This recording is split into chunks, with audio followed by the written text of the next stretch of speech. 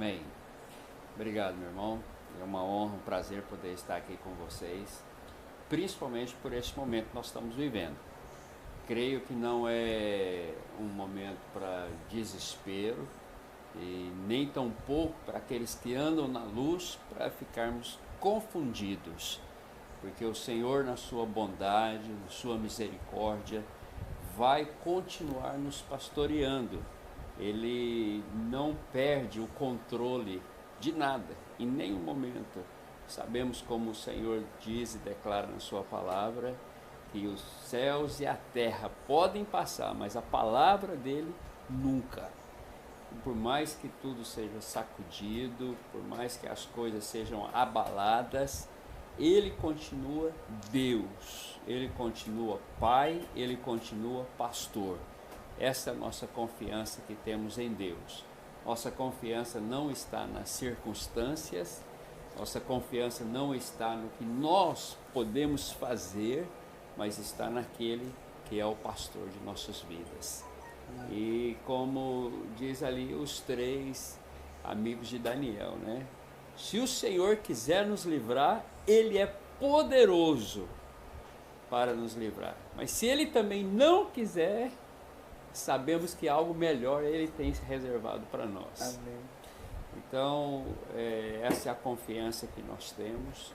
Mas o que mais me alegra em tudo é saber que a palavra nos guia. O Senhor nos deixou a sua palavra para nos guiar, e que mesmo em tempo de trevas nós podemos saber discernir o tempo que nós estamos vivendo e entendermos, né, aquilo que está acontecendo ao nosso redor.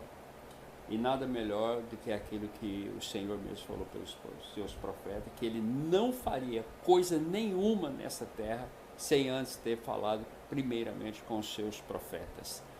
E através dos profetas que nós temos na palavra, que são os grandes homens que nós admiramos e lemos, né? Começando ali de Isaías, Jeremias, Ezequiel. E às vezes nós não olhamos na palavra alguns profetas ou nem pensamos que eles são profetas.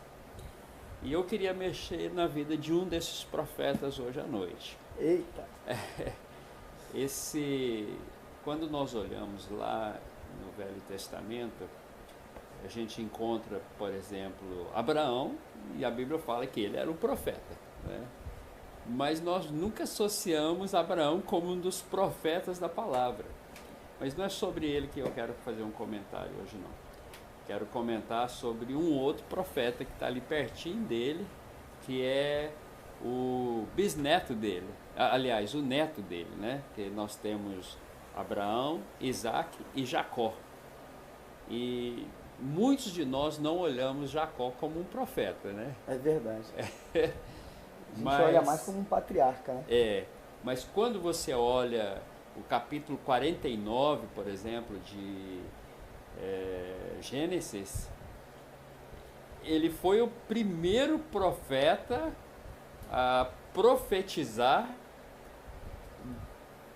do leão da tribo de Judá.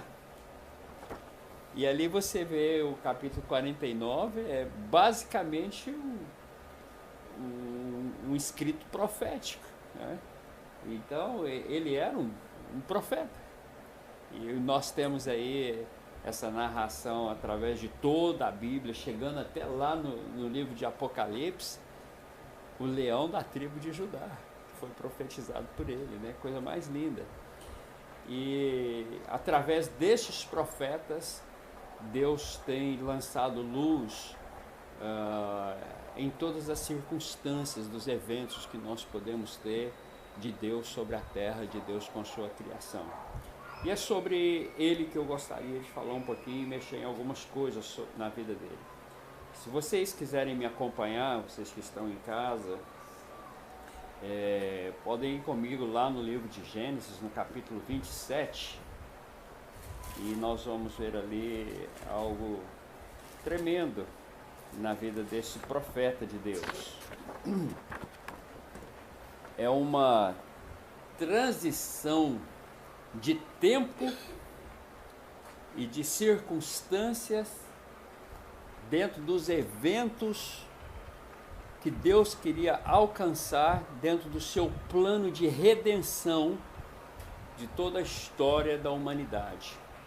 Porque nós vemos através dos profetas e principalmente dos patriarcas, quando Deus começou com o primeiro patriarca, que foi Abraão, que ele começou a desenvolver um projeto da redenção de toda a criação, no chamado de Abraão, quando ele diz assim, sai da tua terra, sai da tua parentela e vai a uma terra que eu te mostrarei. Te abençoarei e através de ti abençoarei todas as famílias da terra. Então Deus tinha ali já colocado como que se fosse um DNA do seu projeto de redenção e também do projeto do reino dos céus dentro da vida dos patriarcas, porque quando Deus começou essa intenção da redenção, do projeto da redenção, de abençoar e retirar essa maldição do pecado, quebrar essa maldição do pecado de toda a sua criação, ele começou ali nesse projeto com Abraão, né? Abençoarei todas as famílias da terra através de ti. E então, nesse desenrolar desse projeto da redenção, nós encontramos na vida dos patriarcas ali em Abraão, Isaac, Jacó, e é interessante que quando Deus queria completar o seu projeto inicial da redenção, que era estabelecer uma nação através de Abraão, como a Bíblia é muito linda e ela tem um formato que, se nós prestarmos atenção, Deus move de uma maneira linda, né? Que na quarta geração, que é na geração de José, ele alcança então a nação, porque foi em José no Egito que Abraão virou nação, virou um povo, né? Ele já não era mais somente uma família, não era somente uma tribo, mas uma nação formada. E isso foi alcançado na quarta geração. Então você presta bem atenção aí, é só um pedacinho de ouro aí da palavra de Deus para você pegar, né? A maldição dura só até a quarta geração, né? Mas a bênção até a 1000ª geração. Então, quando completou ali a quarta geração, Deus alcançou o seu plano, o seu propósito. Estuda sobre isso aí, que tem muito ouro precioso da palavra nisso aí. Mas o que eu quero te dizer, e que eu quero entrar um pouquinho com você, que dentro desses eventos que nós encontramos escrito na palavra, para que Deus possa desenvolver o seu projeto de redenção, tem algo que acontece na vida de Jacó que nos leva a compreender, a entender alguns elementos centrais do plano de Deus da redenção. Vamos ler aqui comigo um texto no versículo 41 e nós vamos até o capítulo 28, no versículo 4. Então aí o texto diz assim: Esaú guardou rancor contra Jacó por causa da bênção que seu pai lhe dera.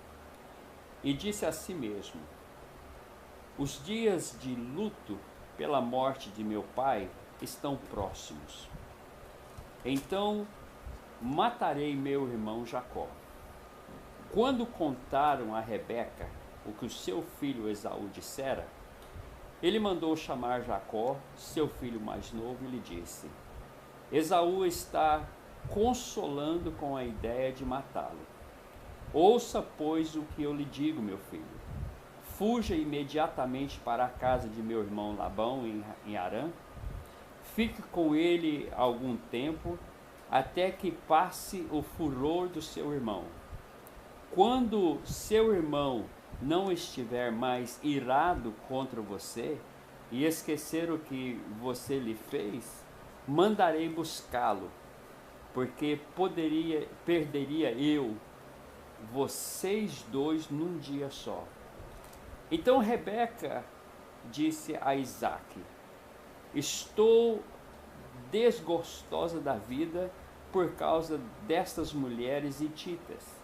se Jacó escolher esposa entre as mulheres dessa terra, entre mulheres hititas, como estas perderei a razão de viver.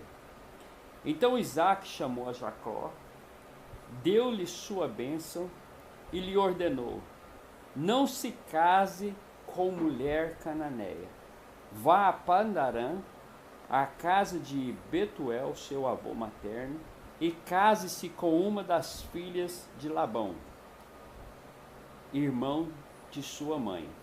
Que o Deus Todo-Poderoso o abençoe, faça-o prolífero e multiplique os seus descendentes, para que você se torne uma comunidade de povos. Que ele dê a você e a seus descendentes a bênção de Abraão, para que você tome posse da terra na qual vive como estrangeiro, a terra dada por Deus a Abraão. Maravilha, só até aqui. Palavra de Deus muito preciosa para nós. Eu quero trazer para você aqui alguns elementos que nos desperta para conhecermos alguns princípios da expansão do projeto de Deus da redenção de toda a criação. Nós temos o privilégio de sermos chamados pelo Senhor, de poder participar de algo tremendo que Ele tem feito. Todos aqueles que entraram em Jesus Cristo passaram a ser participantes dessa descendência de Abraão e do projeto que Deus colocou em cima da vida de Abraão, metida de um legado em Deus, desse projeto de redenção tremendamente maravilhoso dado por Deus sobre a vida de Abraão. E é esse elementozinho que eu quero, um elemento que vai nos ajudar a desenvolver esse projeto de redenção de Deus. Esse elemento se chama família. E aqui nós vivemos um momento de um evento tremendo na vida dos patriarcas. Eu quero te chamar a atenção para que você entenda. Quando Deus deu a promessa deste momento do desenvolver do projeto da redenção, o alvo que Deus deu em palavras foi: e abençoarei todas as famílias da terra. Então aí você já vê que o elemento central da redenção, ele seria através de abençoar a família, de usar a família como o caminho para que Deus pudesse alcançar isso. E através da Bíblia, a gente vê isso de uma maneira muito clara. Por exemplo, eu quero usar um outro exemplo para nós firmarmos essa verdade de uma maneira tremenda. Quando Deus foi tirar a nação de Israel de dentro do Egito, se nós pensarmos hoje, por exemplo, existe nos nossos dias profissionais que são formados em faculdades, pessoas que são altamente qualificadas só para trabalhar em logística, não é verdade, pastor? É verdade, é verdade. E se você pegar o que aconteceu naquele evento do Êxodo, dos filhos dos hebreus saindo do Egito, meus irmãos, se fosse nos dias de hoje, nós tínhamos que contratar umas boas companhias para fazer a logística para retirá-los de dentro do Egito. Porque se você pensar que a Bíblia nos falou que havia ali 600 mil homens, a Bíblia não está contando aí crianças e mulheres. E nós sabemos que o número de crianças e mulheres sempre é maior do que o número de homens. Então, seguramente nós temos aí, no mínimo, um contingente de 2 milhões de pessoas para serem retiradas de uma nação. E pior ainda, não era para entrar numa estrutura feita e preparada, mas seriam levados para o meio de um deserto. Agora você imagina a logística para manter um povo desse. E não vamos nem entrar nessa questão de mantê-los, vamos entrar na questão de retirá-los de dentro do Egito. Como faria uma logística para isso?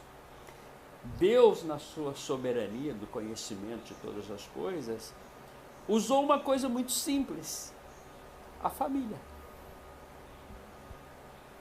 Como que foi dada a instrução naquele dia? Falou: olha, amanhã vós saireis do Egito. E nessa noite interior, o que vocês farão? Vocês reunirão na sua casa, vocês prepararão o cordeiro da Páscoa, ajunte a família e vocês vão participar dessa Páscoa calçados, vestidos, como pronto para a partida. Se alguma família for muito pequena para um cordeiro, ela se ajunte com outra família numa casa. Mas a centralidade seria a família.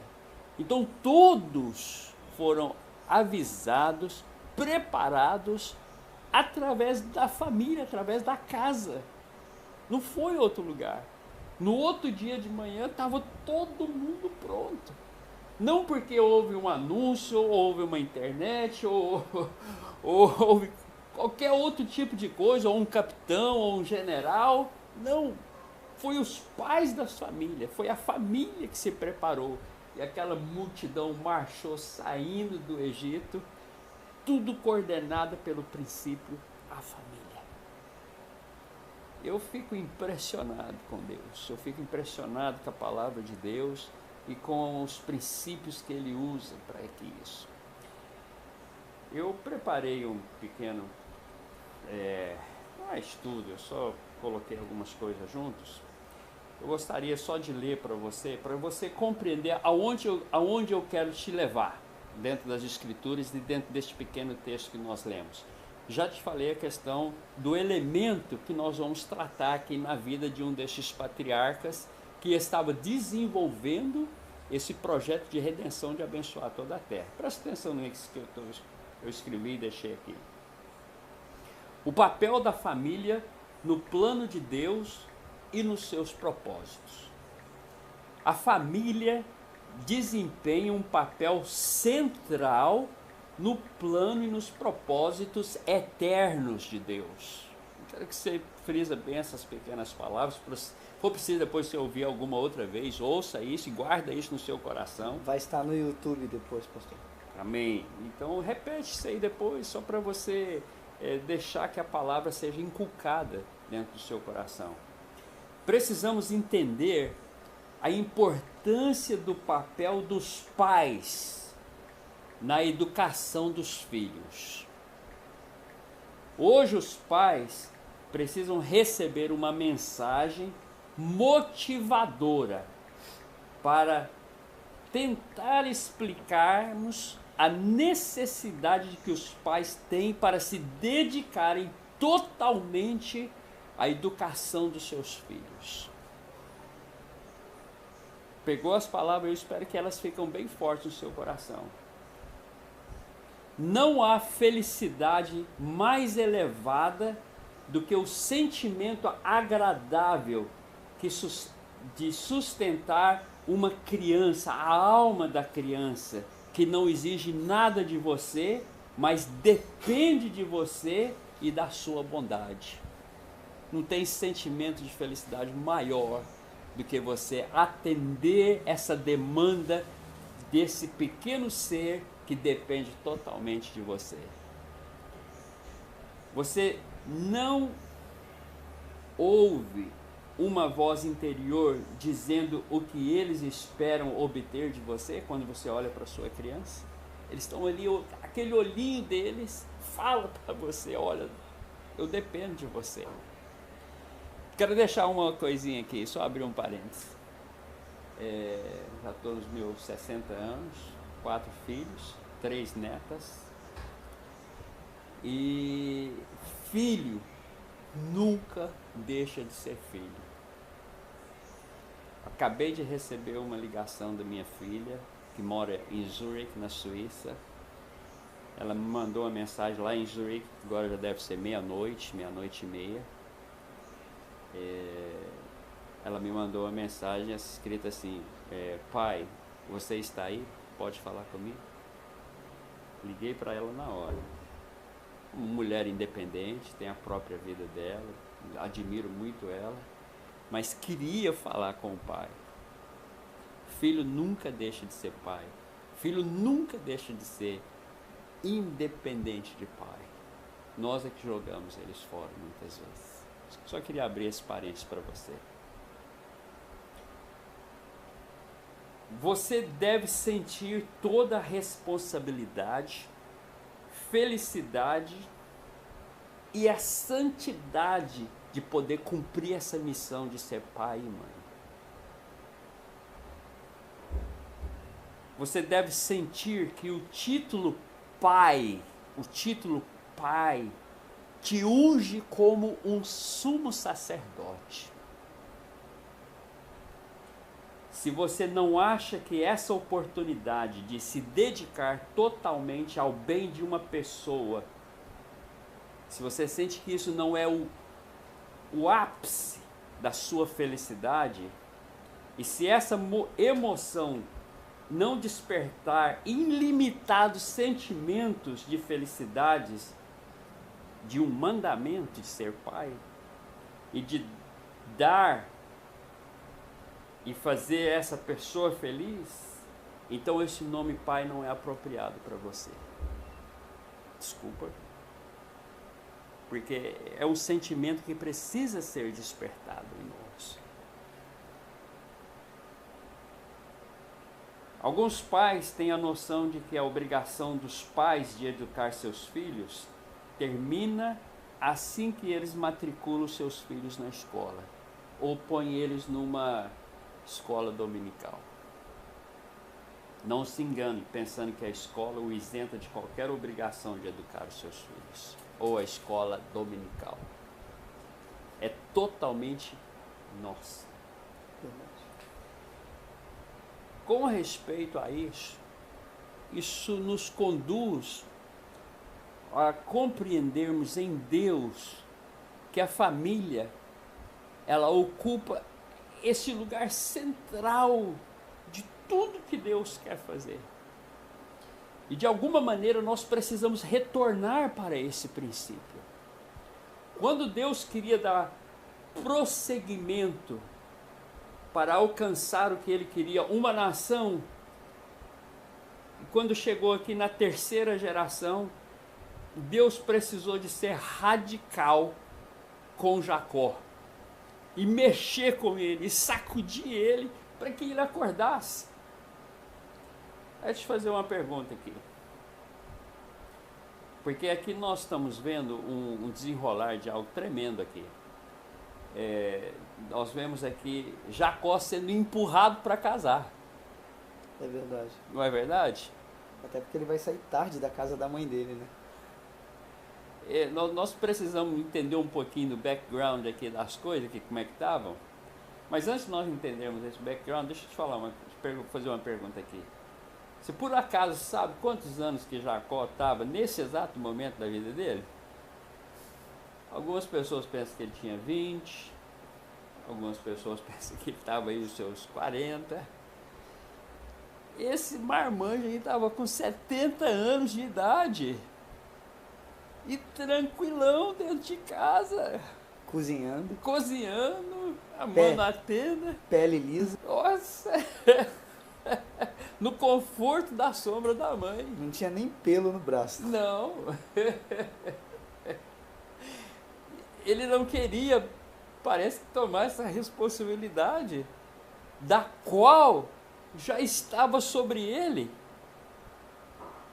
Porque nós precisamos compreender. Se você dá uma geral aí na vida de Jacó, ele já sabia que a bênção de continuar o projeto que Deus começou com Abraão estava sobre ele. Mas o que ele estava aguardando ali? Já com 70 anos, esperando o quê? Então Deus precisou usar de todas as circunstâncias para sacudir aquele homem, para acordá-lo, para falar: olha, meu filho, está na hora de casar, está na hora de você ter uma descendência, está na hora de você se preparar para aquilo que está por vir. E de poder participar desse projeto eterno de Deus, que é a redenção de todas as coisas, mas ele iria só se desenvolver através deste elemento chamado família, e dele se tornar pai. Então Deus deu essa sacudida nele para que ele pudesse começar a caminhar. Em outras palavras, né, como aí a gente usa falar muitas vezes, de desmanchar o ninho, né? É verdade. Vamos desmanchar o ninho aqui para o cara correr. E aqui nesse texto tem muitas coisas preciosas, lindas demais, que eu quero te aconselhar aí.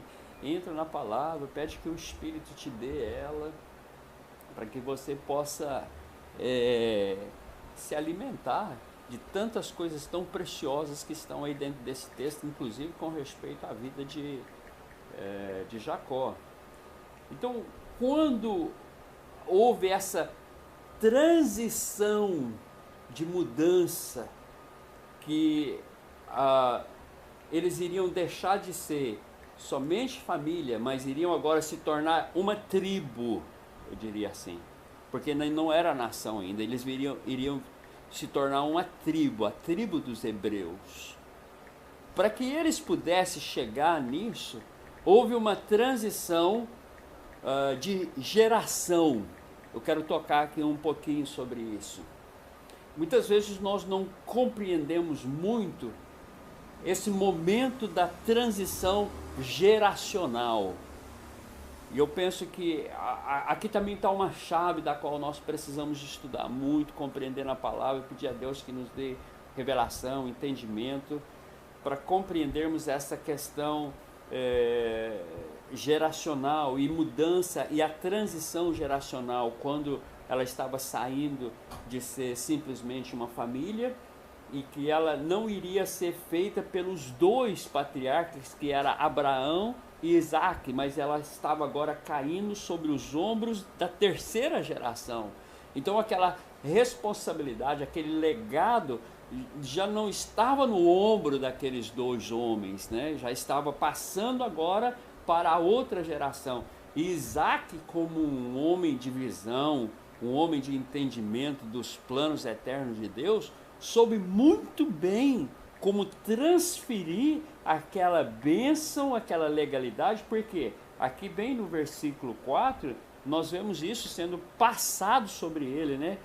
Que, aliás, no versículo 3, que o Deus Todo-Poderoso o abençoe e te faça o prolífero e multiplique os seus descendentes, para que você se torne uma comunidade de povos, que ele dê a você e a seus descendentes a bênção de Abraão, para que você tome posse da terra. Então, aquela bênção, o passar da legalidade para a próxima geração, nós precisamos estar prontos para isso.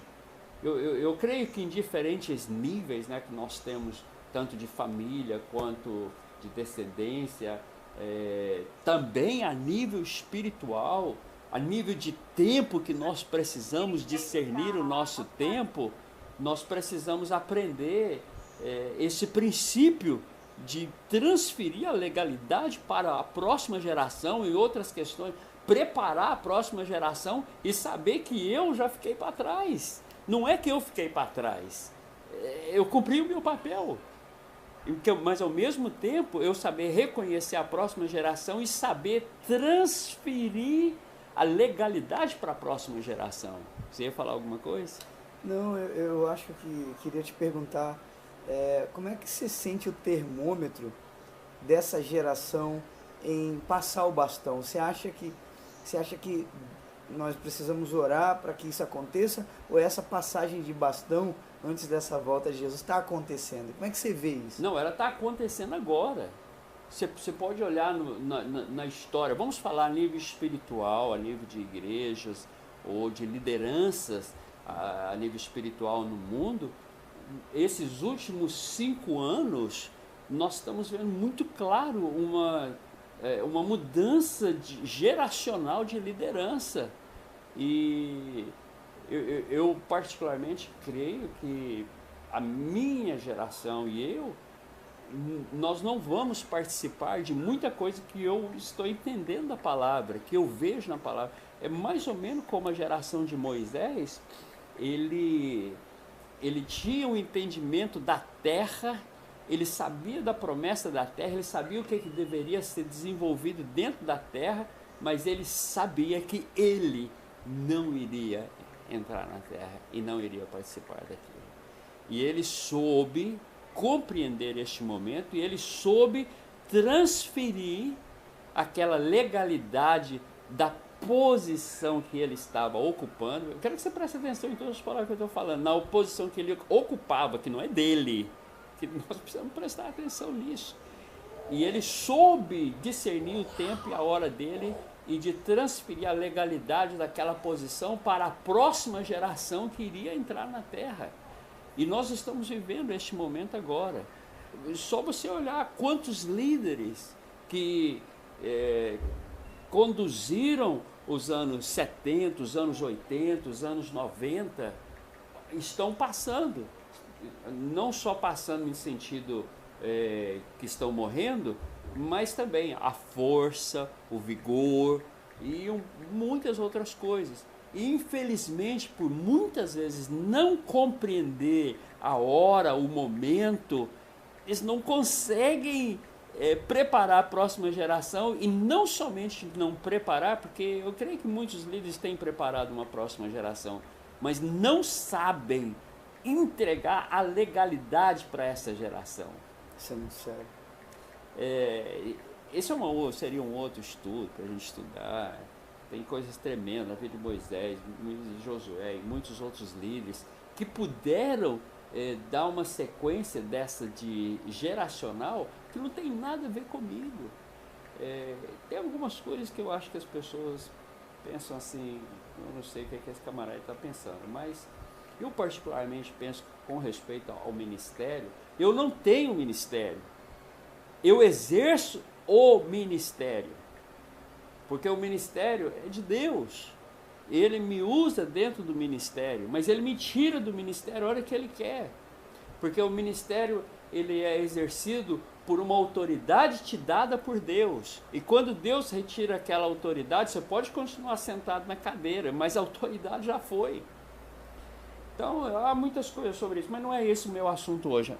O que eu quero mais falar é a questão da gente preparar a próxima geração, preparar para aquilo que está por vir aí, e eu entendo que hoje nós estamos num momento muito crucial.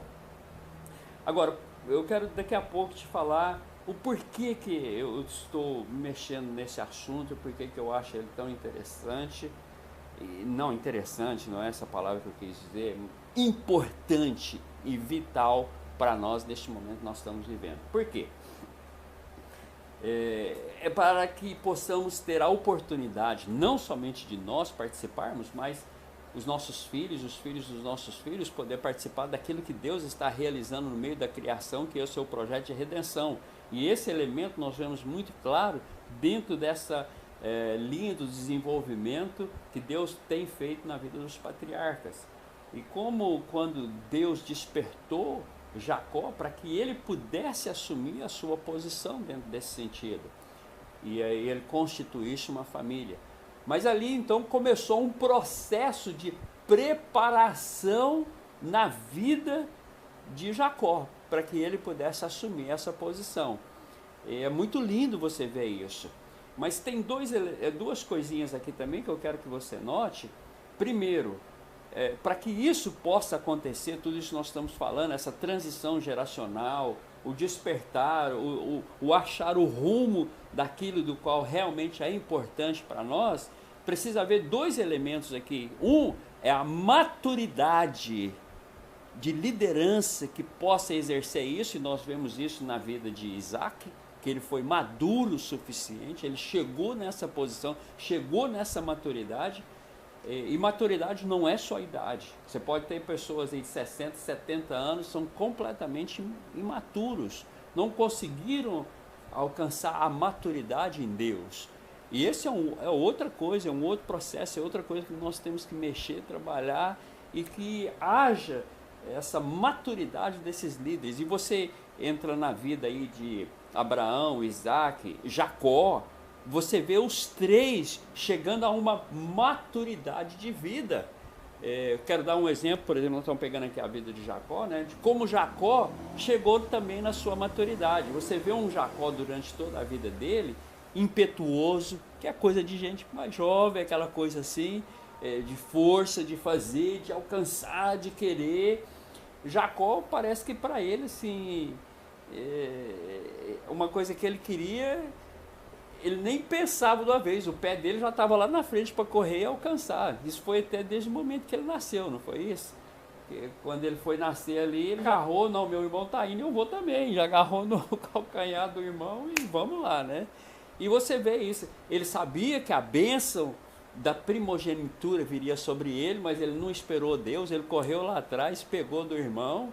Ele sabia que a bênção da primogenitura viria sobre ele, ele foi lá, enganou o pai. Então o Jacó sempre corria para as bênçãos, né? Você vê isso na vida dele, não era um cara assim, equilibrado, maduro, já experiente, mas lá no final da vida dele você vê isso nele, muito claro.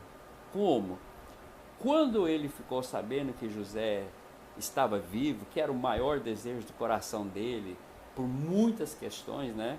Ele realmente era um filho que ele amava, era o filho predileto dele, era filho da esposa mais amada dele, tudo, né? Estava ali dentro. O que ele mais queria na vida dele, quando ficou sabendo que o filho dele estava vivo, era vê-lo. E o filho dele manda tudo lá para ele buscar, levá-lo lá de volta para o Egito, para ele vê-lo. E ele sai. Só que aí você percebe que Jacó realmente amadureceu. Por quê? Quando ele vai passando por Berseba, ele para. E ali ele pergunta a Deus. Ele arma um altar ao Senhor. E aí o Senhor fala com ele. Fala para ele, não temas subir para o Egito, porque eu serei contigo. Quando o Senhor falou não temas, porque o coração dele estava cheio de temor. Será que eu estou fazendo a coisa certa? Deus tinha falado para Abraão não ir, ele foi. Meu pai Isaac, Deus falou para ele não ir para o Egito. Agora, será que estou fazendo a coisa certa? Ir para o Egito? E os projetos de Deus? E a terra? E a vontade de Deus? Vou sair daqui, vamos tirar todo mundo. Será que eu estou cumprindo a vontade de Deus? Você já percebe nele, não era mais aquele Jacó. Ele amadureceu, era já outra pessoa. E é essa maturidade que é que eu estou dizendo. Você encontra isso na vida dos três patriarcas, Abraão, Isaac e Jacó. Eles chegaram nessa maturidade. Então, nesse processo transicional de geração ou de liderança, nós precisamos ver esses líderes. Isso é uma das coisas que eu oro pela minha própria vida, que eu espero que Deus possa alcançar muitas coisas e me dar essa maturidade, porque eu me sinto responsável, né? E muitas vezes você se sente criança por decisões que você toma, por desejos que você tem, e um punhado de outras coisas que a gente ainda está lá precisando ser amadurecido. Mas Deus não desiste da gente, não. Ele fica ali até alcançar isso da gente.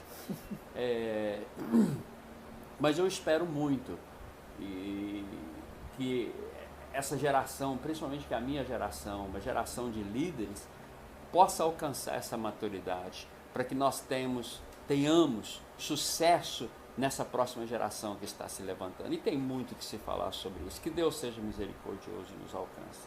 E a outra coisa é alcançar pessoas como Jacó, que vão estar aí cheios do fogo de Deus, prontos para poder estar movimentando e respondendo Deus para os desafios que estão na frente, né?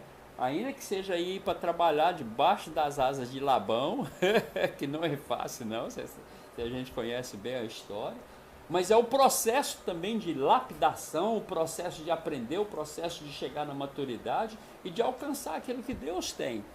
Agora, é interessante que quando nós tomamos esses princípios de Deus e começamos a andar, a bênção de Deus vai nos seguir. Você não precisa correr atrás das bênçãos igual Jacó correu. A bênção de Deus vai te seguir. Aquilo que foi a bênção de Deus liberada sobre Jacó através de Isaac, é que ele fosse prolífero, multiplicasse e frutificasse. E o cara aconteceu. Ainda que Labão tentou de tudo, mas a bênção de Deus seguiu ele. Por quê? Porque ele entrou no processo que Deus queria para ele, de preparar ele como um pai, de preparar ele como um chefe da tribo, como um homem que viraria essa comunidade mais tarde. Ele deixou Deus fazer isso na vida dele. E esse que é o lindo da história. Então eu espero que essa próxima geração também esteja pronta para isso e sabendo que o centro de tudo e a motivação de tudo foi a família. E é isso que nós precisamos ver. Agora, há muito que se falar nisso. Eu quero te encorajar, te incentivar a todos vocês a estarem explorando essa porção aí da palavra, explorando esse tema.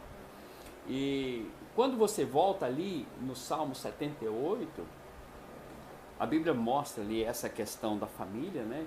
De como nós educamos os filhos, no seu levantar, na mesa, no caminhar, e põe a palavra deles no seu braço, na testa, voltarmos para a família.